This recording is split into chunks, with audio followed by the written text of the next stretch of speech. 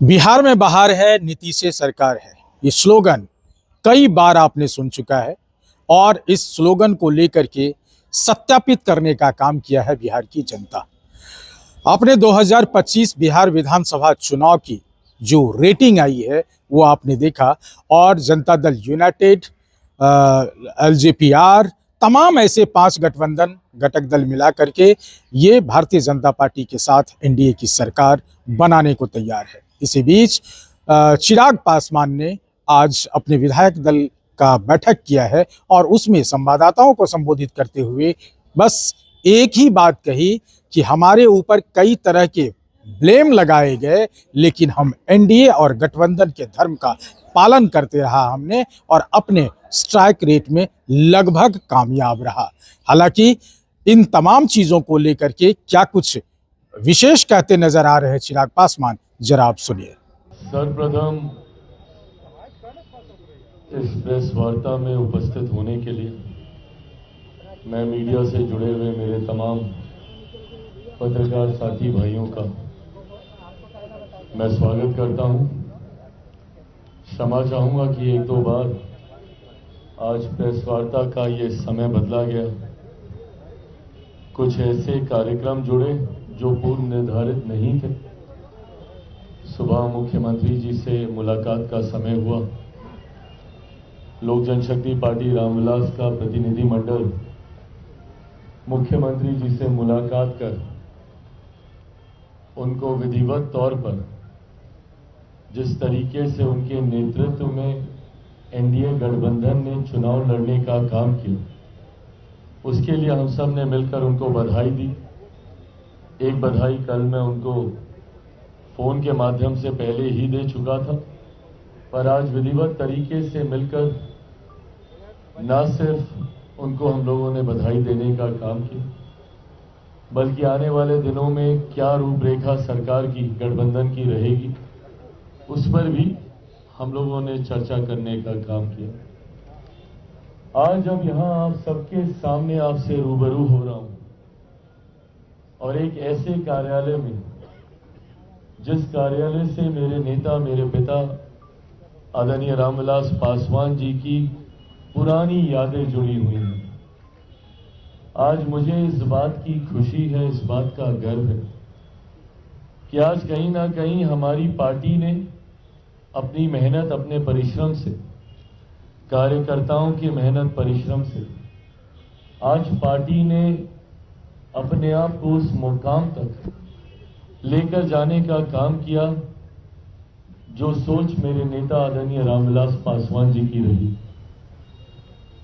सन 2000 में जब से पार्टी का गठन हुआ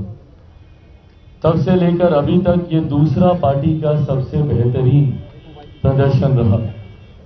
पहला प्रदर्शन 2005 में जब बिना किसी गठबंधन में मेरे नेता ने चुनाव लड़ने का काम किया, 29 विधायक जीते, पर परिस्थितियों वर्ष उस वक्त सरकार नहीं बनी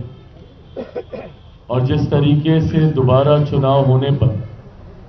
पार्टी का प्रदर्शन 2005 नवंबर में जब चुनाव हुए तो उस तरीके का नहीं रहा जो पहले फरवरी में हुए चुनाव में रहा था। और तब से निरंतरता में पार्टी ने कई संघर्ष के दौर देखे। 2009-2010 का एक ऐसा दौर आया जब 2009 लोकसभा में मेरे नेता आदरणीय रामविलास पासवान जी खुद भी उस वक्त वो चुनाव नहीं जीत पाए थे। वो एक कठिन समय जरूर पार्टी का था, पर उन्होंने हार नहीं मानी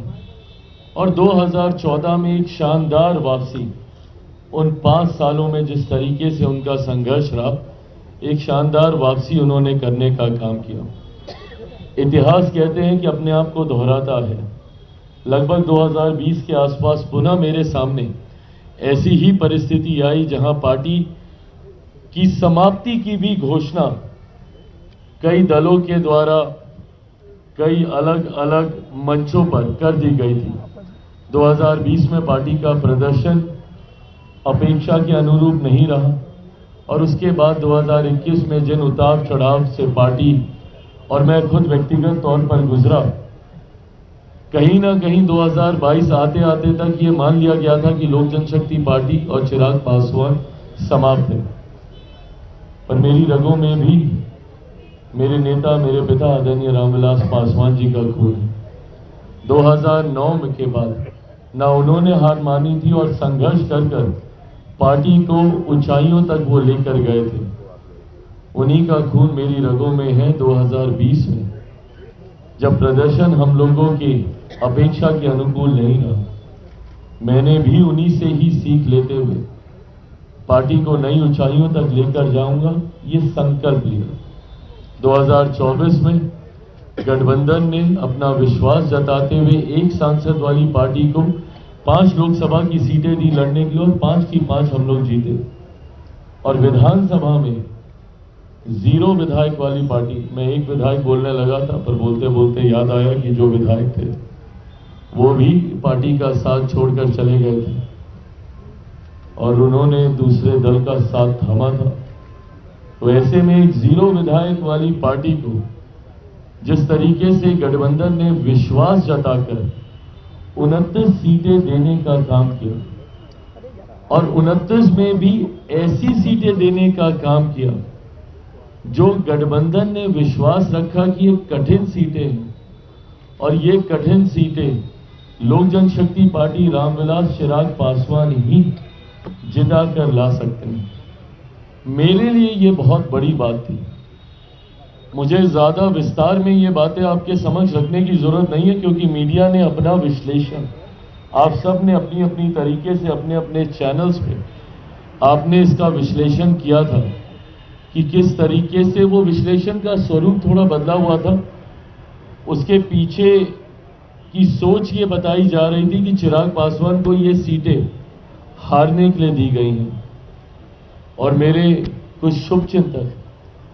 जो मेरे बारे में सोच रखते हैं कि भैया कैसे चिराग पासवान को कमतर आंका जाए, उन्होंने खास तौर पर यह नैरेटिव सेट करना शुरू किया कि 2020 में चिराग पासवान ने खेल किया था जदयू के साथ और 2025 में यह खेल जदयू ने कर दिया चिराग पासवान के साथ, ऐसी सीटें थमाकर जिसमें 100% स्ट्राइक रेट का झुंझुना बजाने वाला लड़का,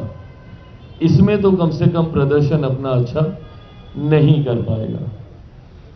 और थ्रू आउट द इलेक्शंस, पूरे चुनाव प्रचार के दौरान